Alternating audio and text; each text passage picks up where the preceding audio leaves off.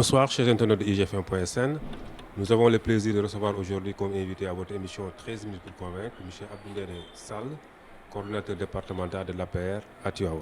Nous sommes ici en direct de Tivaouane à l'occasion du Gamou 2019. Bonjour, M. Sall. Bonjour IGFM. Merci beaucoup de me donner l'opportunité d'échanger un peu avec les Sénégalais, surtout la population de Tivaouane. Alors, M. Sall, le président de la République Macky Sall a effectué une visite lundi dernier à Tivaouane. Vous, en tant que responsable local, comment est-ce que vous avez accueilli cette visite du chef de l'État? C'était une belle visite parce que quand même le président a l'habitude de venir au moins 2 fois à Tivaouane. C'est une chance.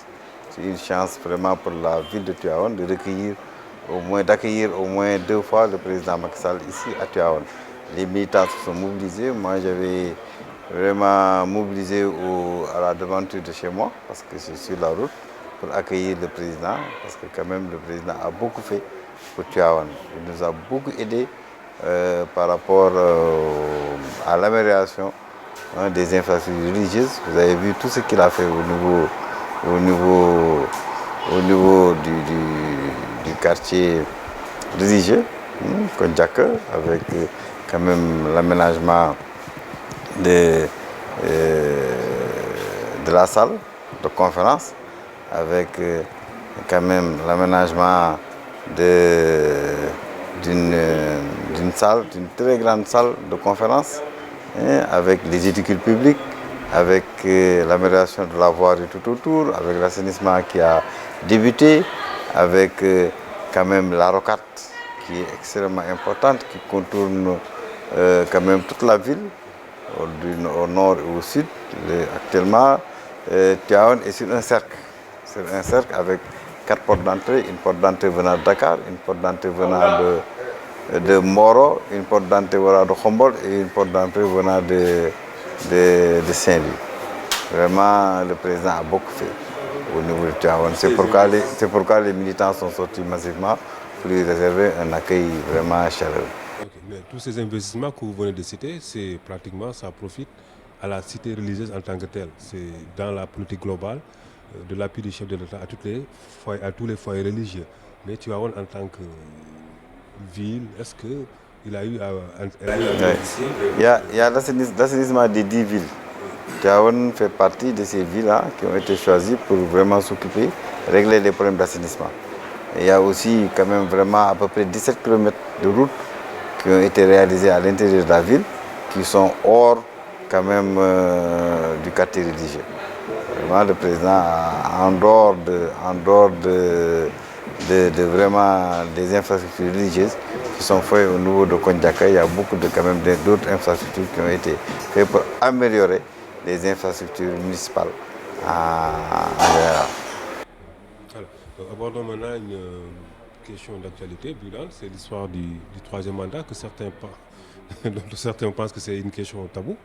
Vous, en tant que responsable de l'APR, comment est-ce que vous appréciez cette question? Moi, je suis discipliné. Je suis un militant très discipliné et vous savez que le président a demandé qu'on se concentre sur la satisfaction des conditions de vie des Sénégalais.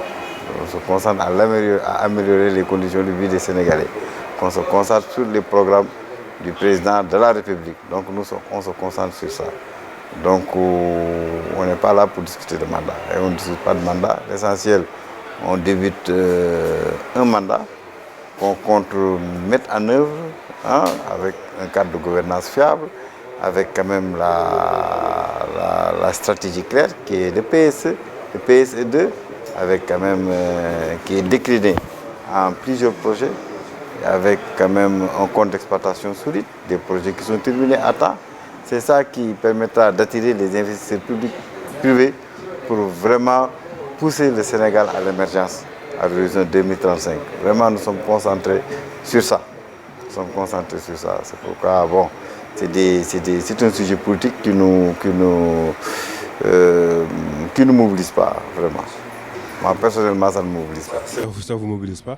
Mais aussi, une autre question d'actualité, c'est souvent les retrouvailles qui souffrent un peu dans le paysage politique sénégalais, avec les retrouvailles Macky Sall, Abdoulaye Wade, voilà, vous, au niveau de la... C'est une bonne chose, moi je l'ai toujours souhaité. J'ai toujours souhaité que, comme nous sommes le parti dominant, parce que nous sommes au pouvoir, j'ai toujours souhaité que le président puisse quand même mettre en place un dialogue fructueux et récupérer tout le monde. Parce qu'on a besoin toujours d'une masse critique pour pousser le Sénégal dans le chemin du développement, dans le chemin de l'émergence. On a besoin de tout le monde parce que, comme vous le savez, c'est extrêmement important la mobilisation de tout le monde sur quelque chose qui fait avancer le pays.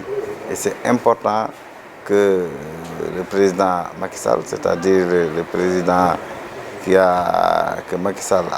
le président Macky Sall a remplacé, puisse être en accord pour quand même les bénéfices de la population. Parce qu'il faut dire que le président Abdoulaye Wade a beaucoup d'expérience et pourra toujours aider le président à résoudre certains problèmes. Donc vraiment c'est une très bonne chose que je salue, que je demande vraiment à...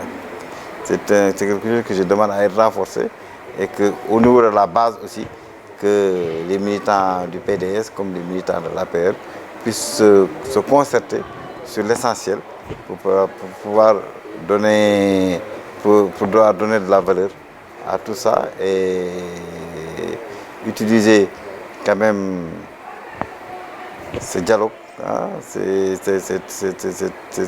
cette atmosphère de paix pour faire avancer nos compatriotes dans le bon sens. Ces retrouvailles, certains pensent que l'aboutissement final serait d'amnistier carrément Karim Wade, voilà. Et ce serait même le deal entre le président, les deux présidents. Non, il n'y a pas de deal, moi je ne suis pas contre. Le problème qui se pose, bon, la paix n'a pas de prix. La paix, la concorde nationale n'a pas de prix.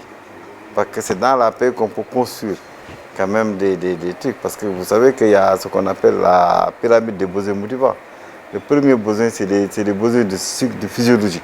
C'est-à-dire le besoin de manger, le besoin de se nourrir, le besoin de se vêtir.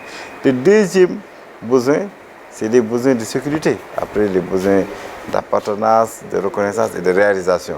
Donc, pour monter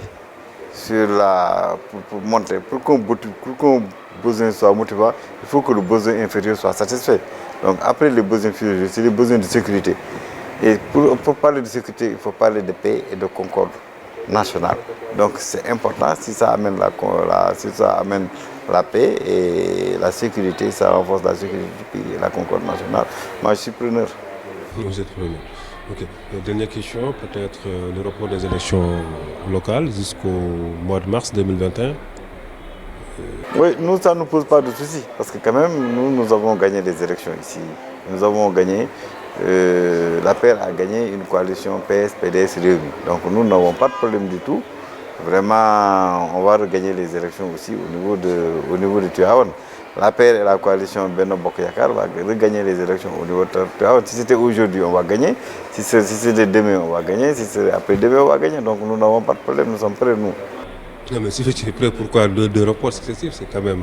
Non, mais en fait, c'est les dialogues. Hein, c'est les forces politiques. On ne peut rien leur imposer. C'est eux qui ont décidé que c'était nécessaire de repousser. Oui, il y a ça, mais certains pensent que peut-être c'est compte tenu aussi des résultats de la dernière élection présidentielle qui a vu vraiment une montée en puissance de l'opposition. Non, on ne peut pas gagner une élection présidentielle à 56% et puis penser que l'opposition a un poids, vraiment. On a bien gagné les élections présidentielles, nous sommes toujours majoritaires, le Benno Bokk Yakaar. Oui, vous avez gagné le 50%, mais c'est 56% quand même, jusque-là, c'est sujet à critique. C'est les meilleurs scores dans le monde. Oui, mais l'opposition, dans sa grande majorité, n'a pas reconnu ces 56% quand même. Elle n'a pas voulu vraiment faire dans la provocation. Les voies de recours sont là. Si l'opposition n'a pas reconnu les résultats, il aurait dû quand même faire utiliser les voies de recours. Ils n'ont pas utilisé les voies de recours, donc ils savaient que, bon, vraiment, c'était de la palissade de dire que le président Macky Sall a gagné. Le président Macky Sall a bien gagné. Moi, j'étais là. Tout le monde sait que maintenant, le Sénégal est un pays démocratique. Nous avons des avancées quand même au niveau de vue processus électoral extrêmement solide et que le président a gagné à 56%. Moi, j'espérais même avoir plus, parce que quand même le président a beaucoup réalisé dans ce pays, qui fait que les gens, quand même, ils ont confiance au président Macky Sall et ils ont voulu lui montrer que la population était vraiment satisfaite. Il a réalisé beaucoup de choses, peut-être sur le plan social. Au tout début, il avait annoncé la baisse du coût du loyer. Mais quelques années plus tard, aujourd'hui, il reconnaît que vraiment ça a été... Non, ce n'est pas une reconnaissance. En fait, les gens, les journalistes, vraiment, c'est bizarre. C'est une évaluation. Parce que quand on met une politique en place, il faut, après une première phase, il faut faire une évaluation. Nous avons fait une évaluation. Parce que quand même, il faut dire que le secteur de la location, c'est le secteur privé. Ce sont les gens qui possèdent des maisons qui louent. Ce n'est pas l'État qui possède des maisons qui louent. Donc c'est un processus il faut renforcer des discussions avec... C'est les privés qui louent leurs maisons, mais pourquoi l'État, ou bien le chef de l'État, met ça dans ses engagements, ses promesses électorales? Il sait que d'avance, il ne peut rien. Mais parce que les barèmes de la location, de la surface locative n'est pas respecté. C'est ça le problème. Parce que tu sais, il y a ce qu'on appelle un barème de location qui est déterminé, qui est fixé par l'État. Mais ça, ce n'est pas respecté. C'est ça le problème. Si on respecte les barèmes, donc les locations seront amoindries. Maintenant, parce que comme les gens étaient déjà à l'intérieur des maisons, c'est pourquoi on a trouvé un palliatif pour leur imposer une réduction, quand même dépendamment du type de location. Mais quand même, il y a beaucoup de gens qui ont eu quand même à réduire leur location. Ça n'a pas été un échec du tout. Ça n'a pas été un échec. Les gens ont voulu contourner la loi en mettant de nouveaux contrats. Maintenant, on va continuer avec le nouveau programme du président Zéro Bidonville. Nous avons conçu beaucoup de logements, 100 000 logements annuellement. Ça va augmenter l'offre.